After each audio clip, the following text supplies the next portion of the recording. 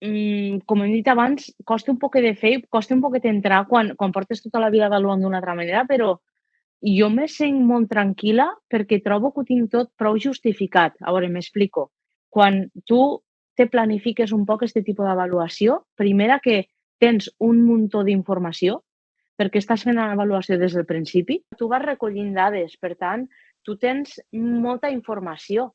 Jo què sé, quan tens una reunió en una família o quan te planteges quina valoració fas, jo crec que és més fàcil del que la gent se pense, perquè tens tantes evidències i tant de recull de coses que és que ho tens molt clar. Per aquesta raó, jo crec també que, Carlos, conforme ha comentat abans, a vegades és que no te fa falta valorar el criteri, perquè n'hi ha casos en els que tu tens molt clar si aquest xiquet o aquesta xiqueta té la competència o no, perquè ho has observat molt i tens molt de recull i això t'obliga a estar molt, molt focalitzat i molt, doncs això, monitoritzant un poquet a tots, que al final és el que fem. Sempre hem fet observació.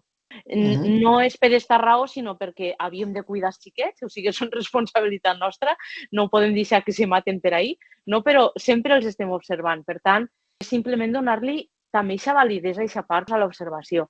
I, clar, per mi és molt més fiable, perquè realment les competències, si ho reflejen tot, reflejen actitud, reflejen tot el que hem dit antes, que ho engloben, totes les evidències que vas agafant apoyen això.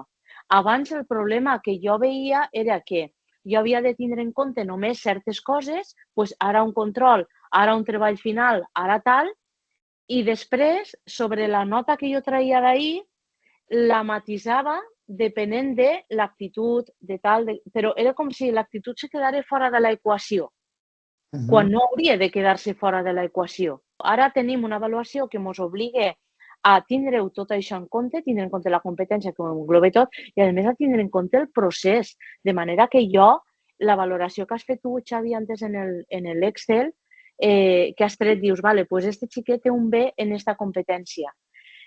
No és només algo que ho tragues de l'última valoració de la competència, realment, perquè tu has observat aquest xiquet i has vist en quin punt ha començat i tota l'evolució que ha fet.